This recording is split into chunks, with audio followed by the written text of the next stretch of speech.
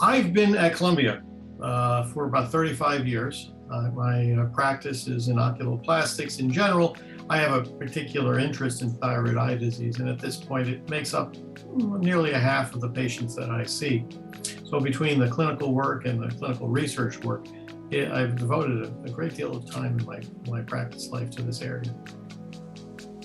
Right, so thyroid eye disease is generally broken into two groups rather.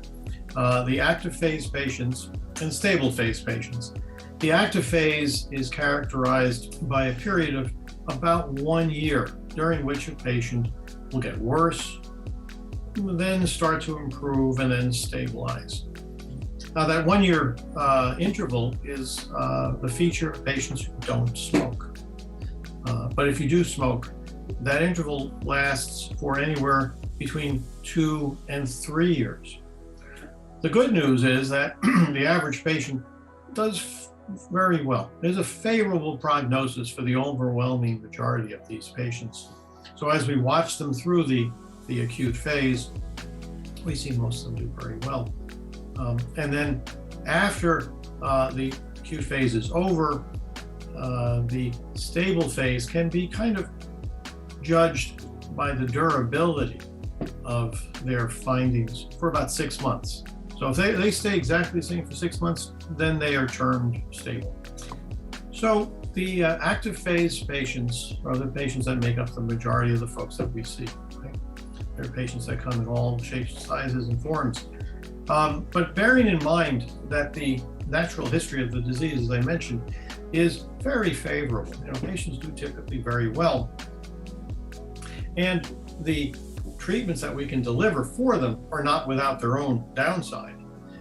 It's better, in my estimation, to take that active phase group and break them up so that you're individualizing the care and delivering care for just those patients that need it, rather than trying to treat all of them in the same way. So if I can, I'm going to break these patient groups into about 3 groups. That's the simplest way of thinking about it. So in the active phase, you have those that are sort of at low risk of bad disease, those patients who are younger, typically younger than 40. They're women for the most part. Again, they are non-smokers, right? There are patients whose disease, while it may progress, worsen, does so very slowly. It's not a week by week or day to day thing. It's every quarter, maybe they're a little bit worse. And again, that 1 year interval, it's more likely that patients will do well if you see them later in the course, rather than first when they come in. It's harder to predict. So that again, that mild patient is the young patient, woman, non-smoker, and slow to progress. Those patients we treat with supportive measures for the most part. Salt limitation, elevating their head when they sleep. We'll give them non-steroidal anti-inflammatories, occasionally steroid injections into the eyelids that are retracted. It's lubricating eye drops. We'll tell them to stop smoking if they do smoke. We'll have their TSH level lowered, and they'll take selenium. A 200 microgram a day supplement is helpful, we think. So that's the mild group, and it's the majority. It's well over 50% of the patients out there. The moderately severe group, why those are patients now who are more severe when they show up. They tend to get more severe quickly. So they can get bad over the period of weeks. They tend to be men, they're over 50, and the older they get, the worse their disease is. They are for sure smokers, if they are smokers. They can have sleep apnea. We've in a research study identified sleep apnea as a risk of severity. And there are patients that you see early in the course of their disease because things are moving so quickly. Now, those are patients that you feel uncomfortable just letting the natural history play out. And they represent probably 30% of the patients that I'll see. And for those patients, we will institute a form of treatment. Now, the forms of treatment are probably in the realm of 2 or 3 different types. The traditional treatment is steroids, either oral or intravenous. And steroids, we know all of the side effects of steroids. But steroids alone won't stop the disease. So the second part of treatment of these active phase patients who are more severe is to try to bring that active phase to a close more quickly than the year. So for that, I would introduce orbital radiotherapy. It's very safe in patients who are not diabetics and not hypertensive. And that shortens the disease to about 3 months. Rituximab is a wonderful drug to reset immune system. It does stop the disease, it does so reliably. The problem is that it has about a 1 in 10,000 chance of death due to PML. So patients are reluctant oftentimes to take that drug. More recently, the drug Tepezza has come on the market, and it shows slightly better disease suppression than steroids, but there's a relapse rate of about 40-50%. So like steroids, you theoretically, although we haven't fleshed this out, you theoretically want to just, beyond suppressing the disease, you may want to do something in addition to prevent it from relapsing.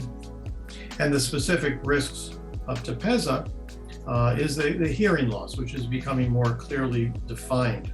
So some 30% or so patients will have hearing changes, and 10% of them will have permanent hearing loss. So that's a concern to us.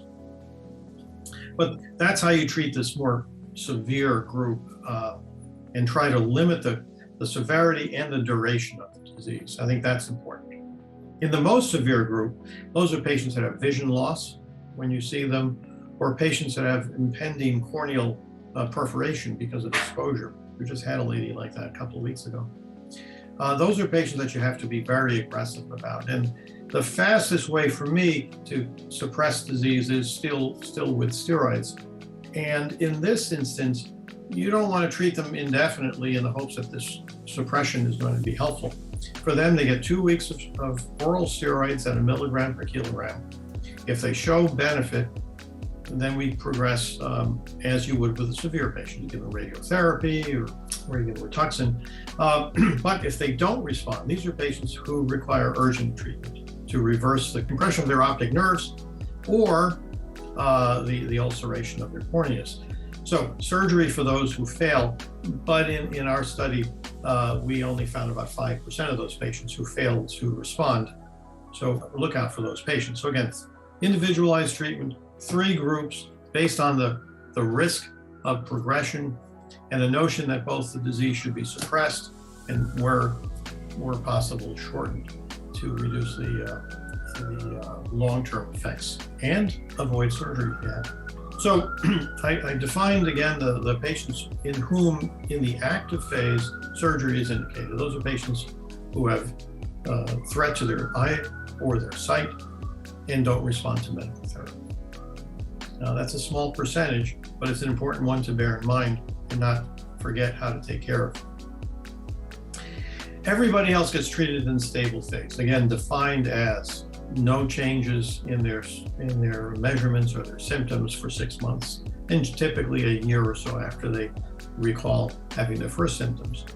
Those are patients who have disfigurement, lid retraction, proptosis, double vision, corneal exposure, and they're all amenable to some form of surgery, decompression surgery, double vision surgery, or lid retraction surgery, typically in that order, but they can be combined if you do so in a thoughtful way.